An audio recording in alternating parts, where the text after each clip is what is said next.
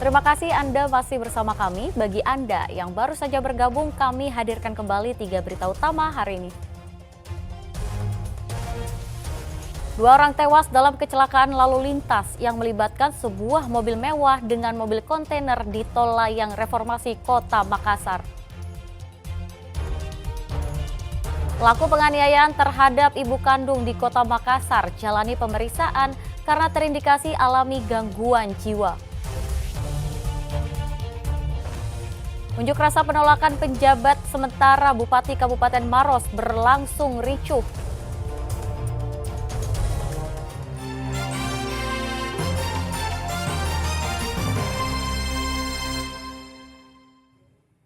Proses evakuasi 2 ekor anak kucing yang terjatuh ke dasar sumur kering sedalam 25 meter berlangsung dramatis. Pasalnya, anak kucing ini sempat menggigit petugas.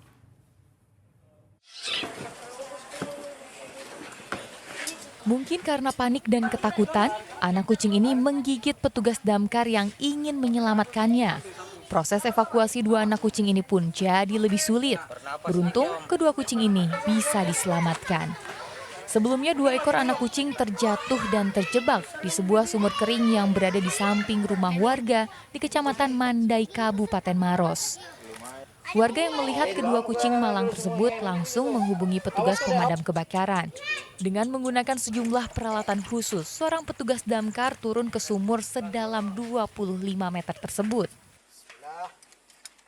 Berjalan lancar, cuma kesulitan di pemasangan alat karena jaraknya 25 meter.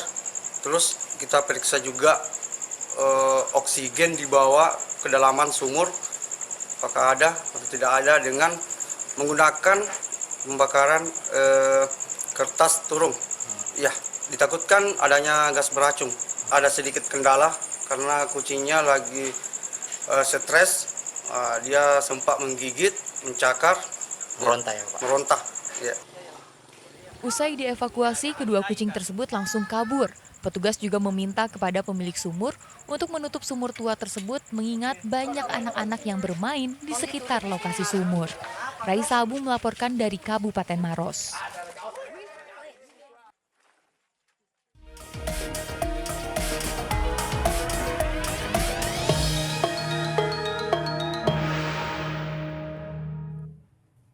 Ya, mengawali hari pertama masa kampanye, pasangan calon Bupati dan Wakil Bupati Maros Haidir Mutazim meresmikan posko pemenangan di Kecamatan Mandai, Kabupaten Maros.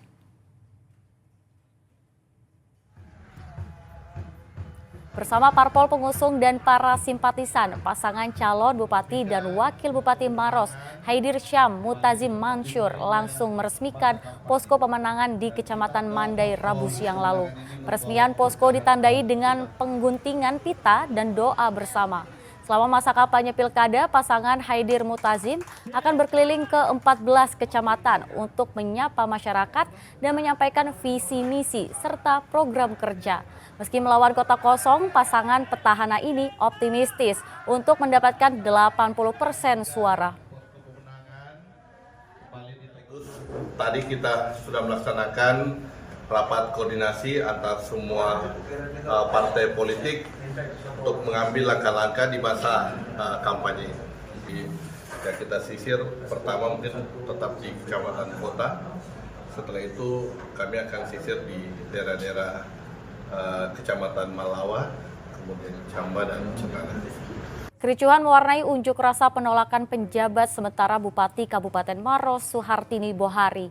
Pasalnya tes kesehatan Suhartini menunjukkan positif narkoba. Masa merusak pagar masuk kantor Gubernur Sulawesi Selatan. Aliansi Gerakan Moral Masyarakat Maros ini hendak memaksa masuk saat berunjuk rasa tolak Suhartina Bohari sebagai penjabat sementara Bupati Maros. Penolakan itu muncul karena Suhartina dinyatakan positif narkoba dalam tes kesehatan yang dijalani saat proses pendaftaran calon kepala daerah. Selain menolak Wakil Bupati Maros sebagai penjabat sementara, ratusan pengunjuk rasa ini juga meminta agar tes urin dilakukan terhadap sejumlah pejabat dan pegawai negeri sipil di lingkungan pemerintah daerah Kabupaten Maros. Titik aksi kita pada sore hari ini ada dua, yaitu di BNN Sulsel dan di kantor Gubernur Sulawesi Selatan. Baik mengenai tuntutan, ada tuntutan 5 yang kami bawa pada sore hari ini, yaitu yang pertama usut tuntas kasus dugaan penyalahgunaan narkoba yang menyeret Wakil Bupati Maros Suhartina Bohari. Yang tuntutan kedua yaitu batalkan jabatan Suhartina Bohari selaku pejabat sementara Bupati Maros. Adapun tuntutan ketiga yaitu mendesak APH untuk melakukan tes bebas narkoba kepada seluruh pejabat publik di Kabupaten Maros. Pengunjuk rasa juga memblokade badan Jalan Urip Sumiharjo, Kota Makassar hingga pengguna jalan tidak bisa melintas. Raisa Habu melaporkan dari Makassar. Ya, Badan Pengawas Pemilu terus lakukan pengawasan, khususnya di sejumlah daerah yang memiliki tingkat kerawanan tinggi. Penertiban alat peraga kampanye juga dilakukan agar lebih tertib.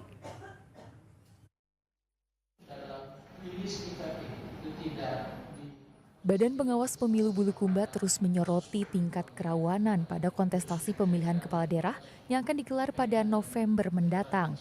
Pengawasan ini dilakukan dengan menggelar rapat koordinasi dengan aparat keamanan serta penyelenggara pilkada. Segala aspek pemicu bentrokan dari masa pendukung juga menjadi sorotan, termasuk praktik politik uang jelang pencoblosan nanti. Selain dihadiri TNI Polri, rapat koordinasi ini juga menghadirkan naradamping dari pasangan calon bupati dan calon wakil bupati. Pasalnya Bulukumba masuk dalam daerah dengan tingkat kerawanan cukup tinggi, yaitu berada di peringkat 5 dari 508 kabupaten kota se-Indonesia.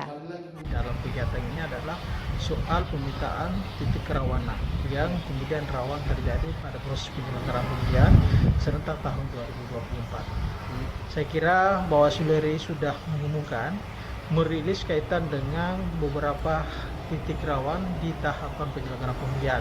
Ada 3 fokus tahapan yang rawan. Pertama adalah tahapan pencalonan, yang kedua adalah tahapan kampanye, ketiga adalah tahapan pemungutan dan penghitungan suara. Sementara itu, Bawaslu Kabupaten Pangkep bersama petugas gabungan menertibkan alat peraga kampanye lama yang masih terpasang di bahu jalan Rabu malam lalu. Sejumlah alat peraga seperti baliho cakada yang masih menggunakan batang pohon dan berada di bahu jalan yang masuk dalam zona larangan PKPU juga diturunkan. Ribuan APK yang diturunkan dalam penertiban ini tersebar di 13 kecamatan di Kabupaten Pangkep. Kami meminta kita Satpol PP untuk berupaya membantu melakukan penertiban, karena ini juga berdasarkan penegakan peraturan daerah. Sehingga kita tidak mau ada orang yang disoal karena dianggap kampanye di luar jadwal. Pengawasan dan penertiban alat peraga kampanye akan terus dilakukan oleh petugas gabungan selama Pilkada 2024 berlangsung. Andi Muhammad Sardi melaporkan dari Kabupaten Pangkep dan Kabupaten Bulukumba.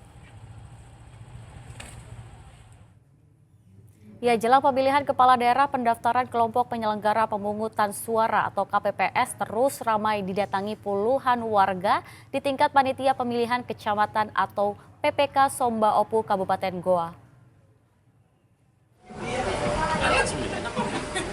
Antusias pendaftar KPPS begitu tinggi. Puluhan warga ini sampai memadati sekretariat PPS Kelurahan Pacinongan Kecamatan Somba Opu Kabupaten Goa Rabu siang lalu. Hingga saat ini 217 orang sudah mengambil formulir.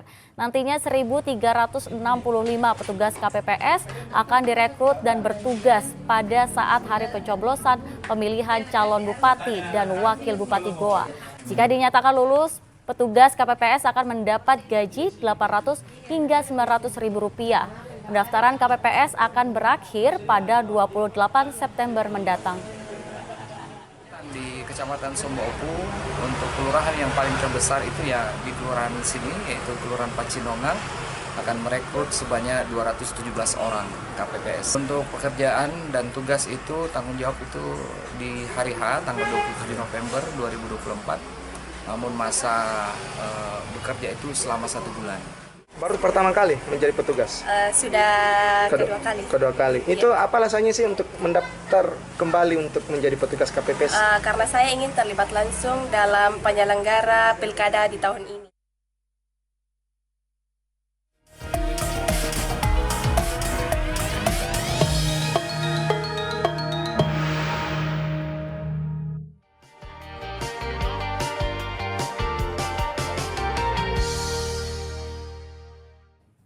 Ya, informasi tadi mengakhiri jumpa kita. Atas nama rekan yang bertugas, saya Teatrika Putri mengucapkan terima kasih atas kebersamaan Anda.